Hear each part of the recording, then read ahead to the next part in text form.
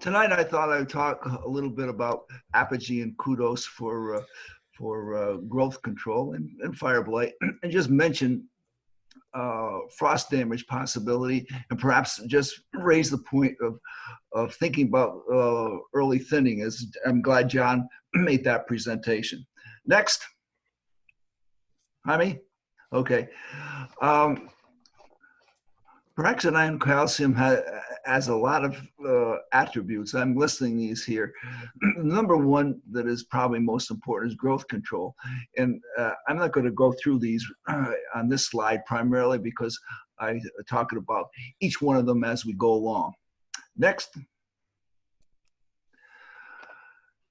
The timing of the first application has more to do with the final shoot growth than the amount applied. Now, this is quite different than any other growth regulator because while there is relationship between the amount of growth control and the amount we apply or the concentration, the overwhelming factor really is the time of application. So the thing you have to remember is it requires at least 10 to 14 days for growth control to be initiated. So, growth really starts to take place near bloom. And when it starts, it really grows. And what you want to do is you want to have the Prohexadione-Calcium in place and ready to inhibit growth when that shoot starts to grow. So it's this is the only growth regulator that I recall at the time of application really influences its effect. And of course, Prohexadione-Calcium is our major growth retardant that we have available for apples. Okay, Jaime, next.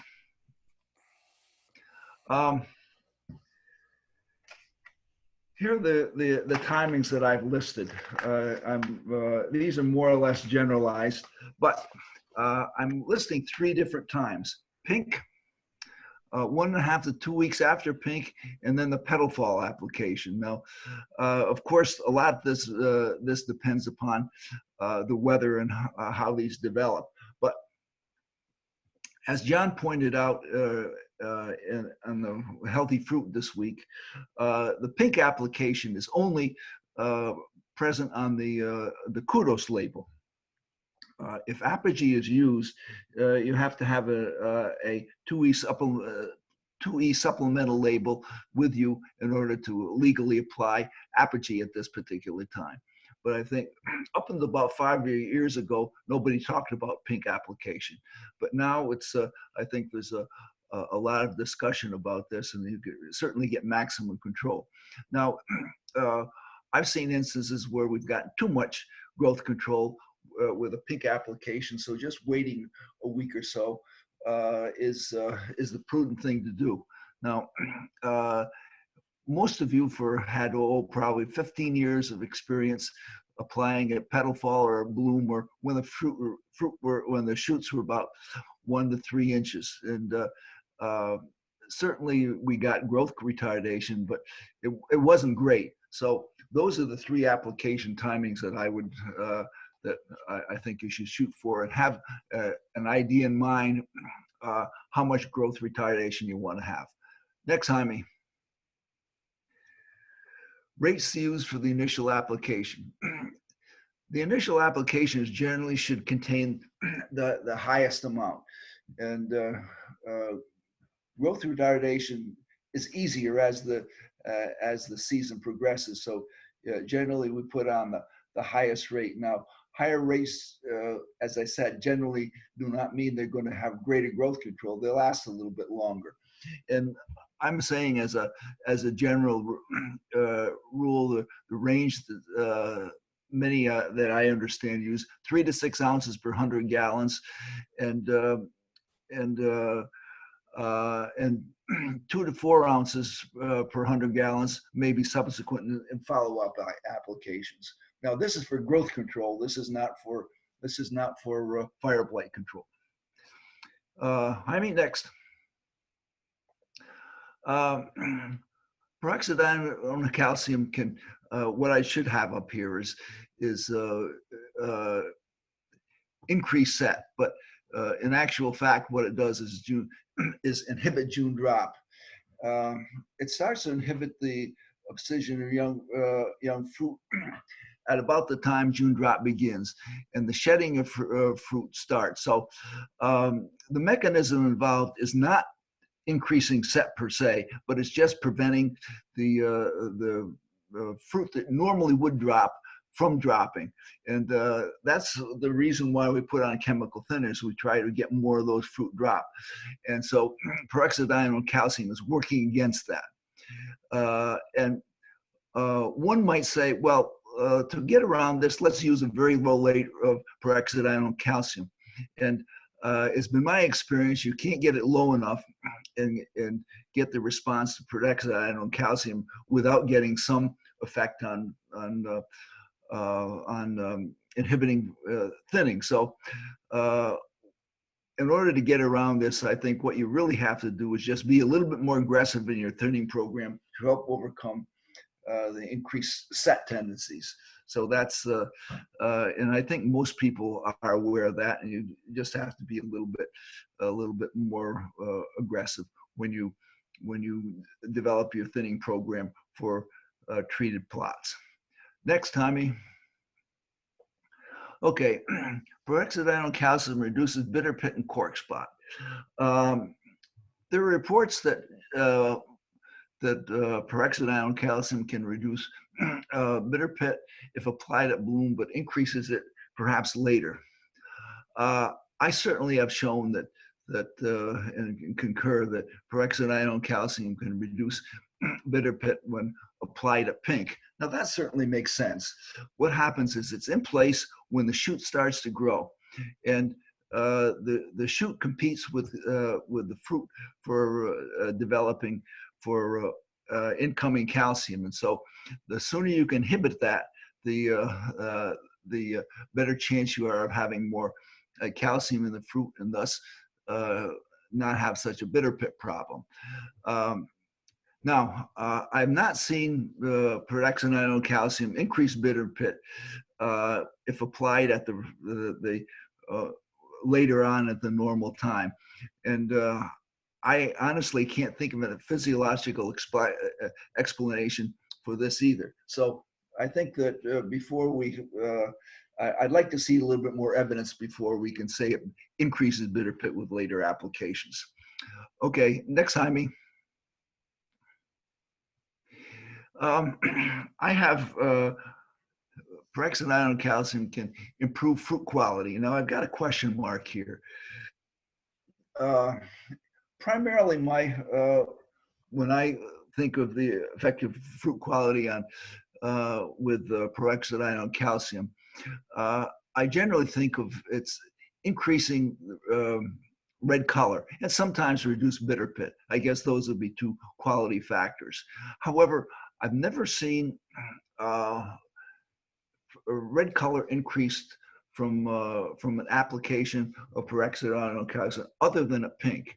And the reason for that is you get really good growth retardation, and so you don't have nearly as many shoots that are shading the fruit. But if you wait later on, many of those lateral shoots grow longer, and it does bring about shading, and so the quality issues are primarily related, I think, to the earlier application. Okay, next, Jaime. Okay, fire blight reduction. Prohexadione-Calcium has no inhibitory effect on fire blight bacteria itself. It's just, what it does, it has only secondary effect. What Prohexadione-Calcium does do is initiate shoot reduction earlier because of a pink application, and that's why there's a lot of interest in this. The growth retardation is seeded and ready when the shoot starts to grow, and so those shoots, they're just starting to grow at petal fall, are starting to have thickened walls, and those thickened walls and those young shoots result in limited penetration of bacteria thus reducing infection. Now, generally, 6 to 10 ounces per 100 gallons is used for shoot fire blight control, and I think that that's reasonably good. Next.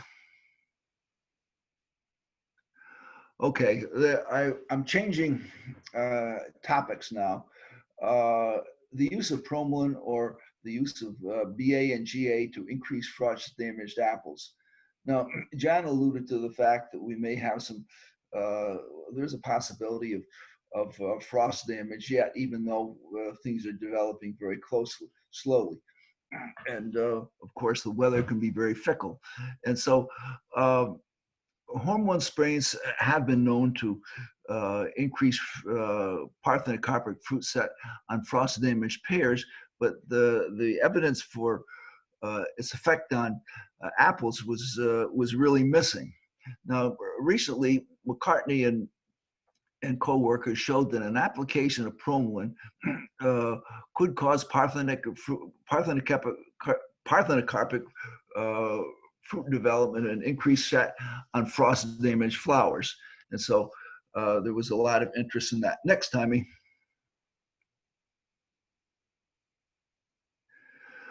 What stage can the flowers be treated? It's not definitive, but in general, between early bloom and full bloom. Now, if you're looking at fruit that are maybe 5-6 millimeters, probably not. If you're looking at pink or pink or that area, probably it would not be useful. But the label suggests between early bloom and full bloom. Next. In general, it's recommended that the application should be made within 24 hours of the frost event. The suggestion is to wait until the flowers have thawed, maybe at 10, 11 o'clock in the morning when the frost is all out of the tree, and then make your application. Next. How much of the GA and BA and how often is it applied? Between 1 to 2 pints is recommended per acre.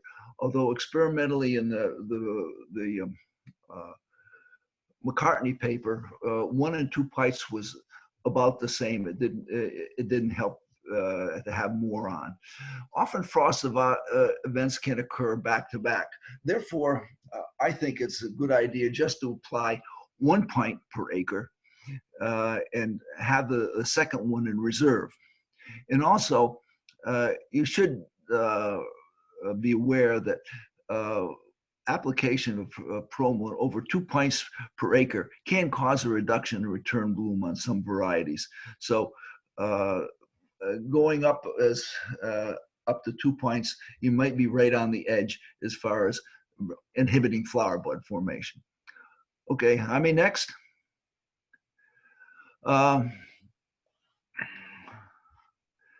Production on trees that were frost damaged will never achieve the level of non-frosted. What it does do is it just saves some of those that are frost damaged, and so you're just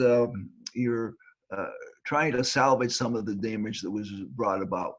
So you can't expect a full crop, but what you can expect is a crop, and it certainly is worthwhile trying if you do things right and apply it appropriately. Next, Tommy. Okay, I'm going to finish up now. I'm not really going to talk about this very much, but I do want you to start to think about the chemical thinning time. And I'm glad that John brought the pollen through growth model up, because I think that that's quite appropriate. And I do like the idea of blossom thinners, the caustic blossom thinners. I think this is the bloom and petal fall timings are extremely important. And it's been my experience that rarely, if ever, do you overthin at this time. And generally, I think that it's much safer to apply these thinners at bloom and petal fall than thinning at the 8 to 14 millimeter stage. Now, here I'm talking about the hormones thinners. It's you don't get such erratic responses. And also, you have to remember that thinning at bloom time or petal fall, you'll get your maximum effect as far as enhancing return bloom. Now, I had a graduate student many years ago who showed that there was significant amounts of gibberellins that were diffusing from blossoms. And of course, the gibberellins are the hormones that inhibit return bloom. Next. Okay, here's some blossom thinners. The caustic thinners that John talked about, ATS and oil and lime sulfur. What I've seen and heard, I think that's really a good idea. As John mentioned, he showed that you certainly do thin down a cluster quite a bit, but that's very good.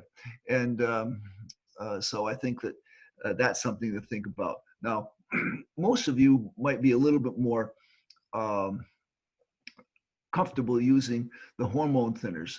NAA 10 to 12 parts per million is not a high. It is not a high rate. I would consider that to be a moderate rate.